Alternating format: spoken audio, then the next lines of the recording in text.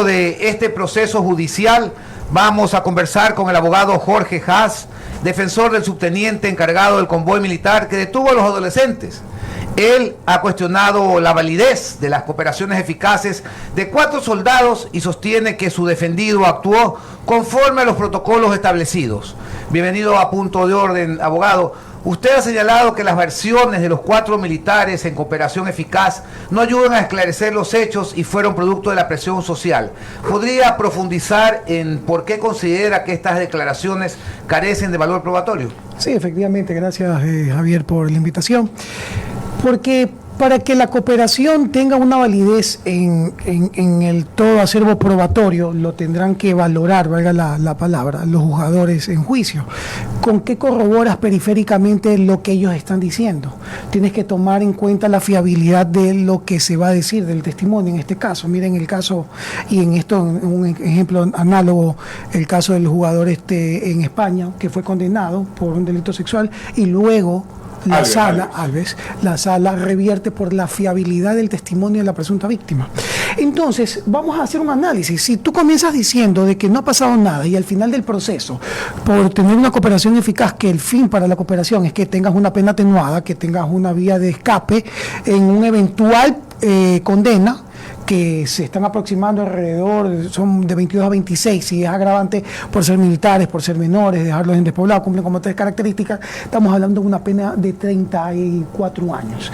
Entonces, ese temor intenso, la presión mediática, la presión social, la presión familiar, entonces, hace de que tu fiabilidad o lo que tú digas de lo que va a salir de esa fuente no sea correcto. ¿Por qué no lo dijiste en un momento si querías colaborar con la justicia? Ya, pero vamos al tema, colega Haas. Analicemos paso por paso. Primero, ¿usted defiende a qué persona? Al subteniente que estaba encargado del convoy. Era el jefe del convoy. Correcto. Ya, ok, muy bien. ¿Capturaron o no a estos muchachos? Efectivamente, fueron entregados. Ellos no lo aprendieron, lo aprendió la ciudadanía porque ellos supuestamente estaban cometiendo un delito. Pero finalmente, usted sabe que la ciudadanía detiene, pero entrega. Así Entonces, es. en el momento en que los entregan, ya van ante un, entre comillas, delito flagrante, ya van en calidad de capturados por parte de la fuerza pública, que correcto, en este caso era este convoy. Ok, por tanto, capturaron a estos muchachos. Muy bien. ¿Cuál fue el destino de estos muchachos?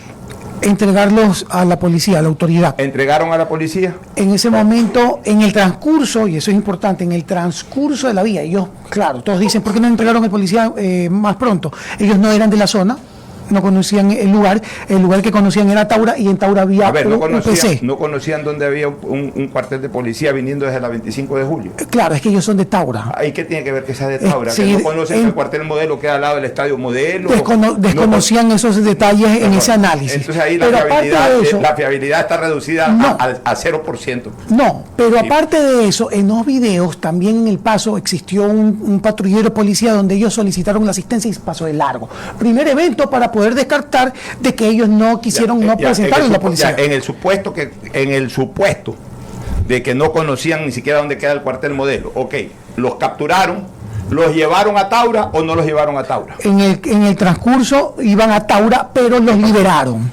Los liberaron en el transcurso de la vía a petición del menor, que en ese momento no sabían si era menor, sino un adulto, para el criterio de ellos. Eso es cerca del territorio de Taura, en un árbol donde los chicos ayudan a mover el árbol y piden a los militares, por favor, no me entregues porque me van a procesar. Yo ya no voy a volver a cometer dicho ilícito, por favor, no quiero que me lleven a la policía, porque nos van a meter presos. Ya, ¿usted cree eso? Efectivamente. Ya, y eso se corrobora con las demás versiones de los demás procesados. ¿Y qué dicen los que están aportando esta cooperación eficaz? Lo único que ellos dicen en la cooperación eficaz de que en ese transcurso los lesionaron, los golpearon. Esa es la cooperación. Y esos mismos cooperadores al inicio del proceso dijeron que nunca los tocaron, esos mismos 4 cooperadores. Usted sabe que, escuche una cosa, aquí estamos hablando como abogados y me corresponde ser en este momento abogado del diablo. Usted sabe que ellos actuaron en una jurisdicción distinta a la de Taura.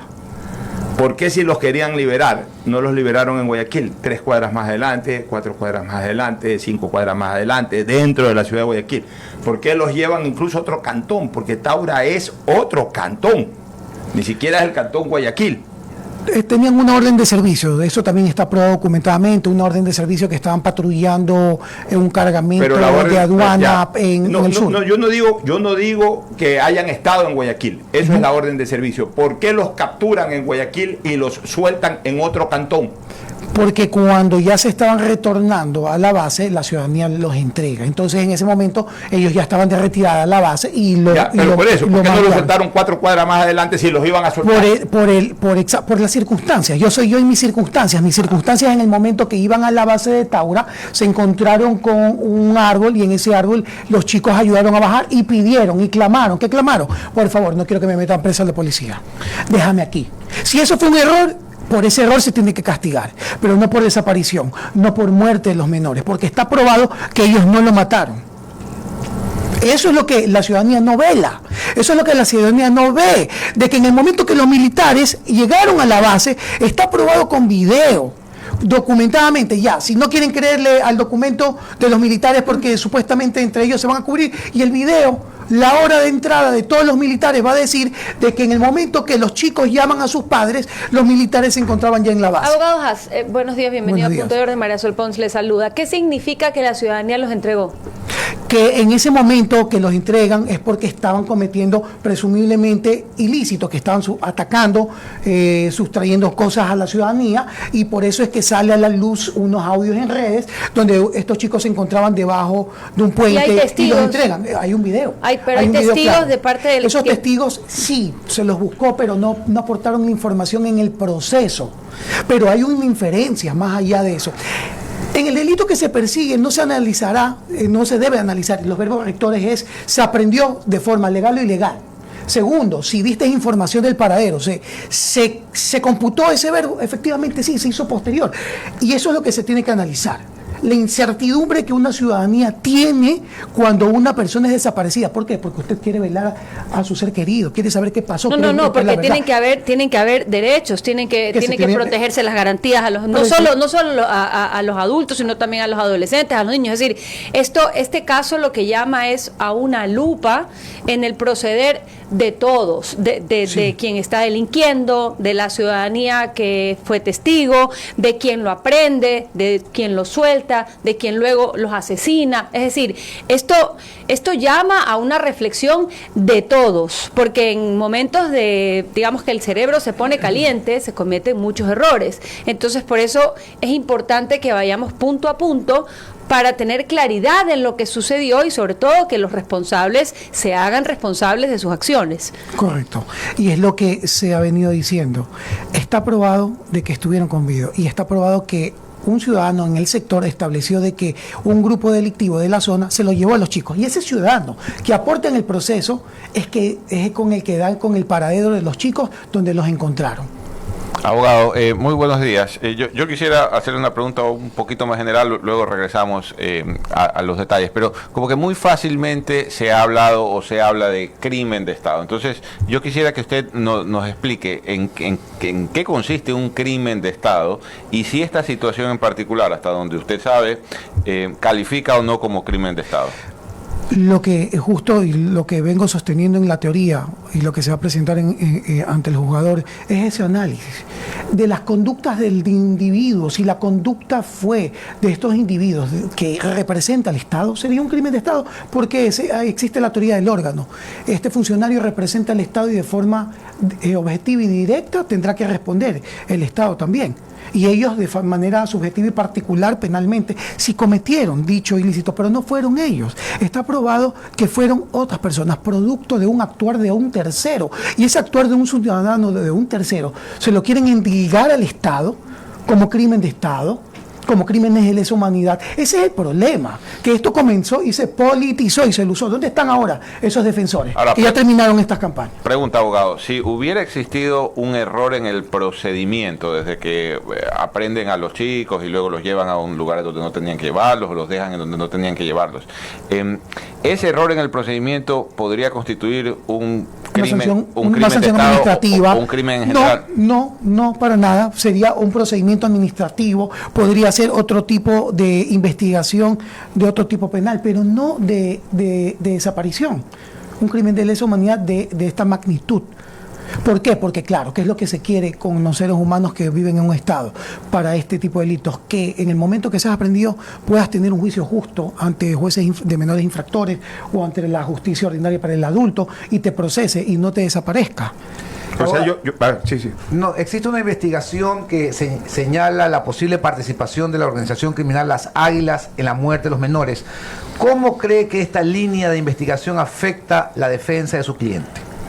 Bueno, lo que es, a mi criterio, se tenía que haber reformulado, cambiar el tipo y vincular a estas personas que dieron el nombre, la persona que dio con el paradero. Y claro, lo que se hizo es abrir una investigación independiente en la búsqueda de esta verdad, a ver de cómo la pueden respaldar. Pero mientras tanto mantenieron la postura de esta persecución del delito de desaparición forzada. Ahora, hablemos un poquito de crimen de Estado. Yo sí me resisto a la palabra crimen de Estado, porque esto responde a cuando existe una política dirigida a ese tipo de cosas. Entonces, ahí se produce un crimen de Estado.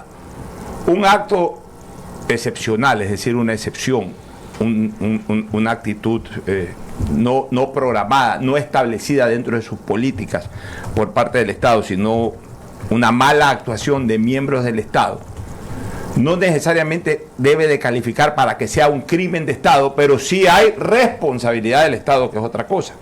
Entonces los familiares tranquilamente pueden plantear una demanda al Estado, porque quienes son responsables de la situación, más allá del desenlace, son miembros del Estado, en este caso miembros de las Fuerzas Armadas.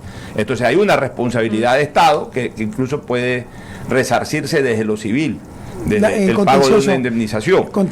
El crimen, yo ahí sí pongo reparo, porque para crimen de Estado tiene que responder a una política dirigida, sistematizada, aplicada. O sea, el Estado siempre está en esto y se repiten varios hechos de esta naturaleza. Entonces es una política criminal de Estado, cosa que no ha ocurrido. Pero eso no exentúa de la responsabilidad del Estado ante esta situación. Y en mi criterio personal, la responsabilidad directa de quienes formaron parte de esa patrulla, y en particular de quien estuvo al frente de esa patrulla, así sea su cliente. Indiscutiblemente, y eso es lo que se tiene que velar, esa conducta, cuál fue su comportamiento, y ese comportamiento se subsume a ese tipo de delito. No,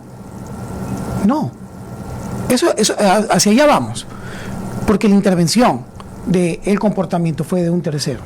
Creería es otro tipo de delito, pero no el de desaparición forzada, que indirectamente también vincularía al Estado, y que es lo que quieren hacer ver, básicamente, que es como una política criminal del Estado. Asesino no es solo, no lo digo en particular por este caso, sino en general. Asesino no solamente es el que aprieta el gatillo. Sí, indiscutiblemente. Siempre tenga presente eso, usted es un abogado penalista y yo también. Asesino no solamente el que aprieta el gatillo. Bueno, el caso de los 4 menores, las Malvinas, representa una herida abierta en la conciencia nacional. Las declaraciones del abogado Jorge Haas Armas ofrecen una perspectiva desde la defensa de los militares involucrados, pero también resaltan las complejidades y desafíos que enfrenta el sistema judicial ecuatoriano al abordar casos de esta magnitud. Es imperativo que las investigaciones se conduzcan con rigurosidad y transparencia, garantizando justicia para las víctimas y sus familias y asegurando que los responsables rindan cuentas ante la ley. Muchísimas gracias, abogado Haas, por estar con nosotros. Un breve corte, viene el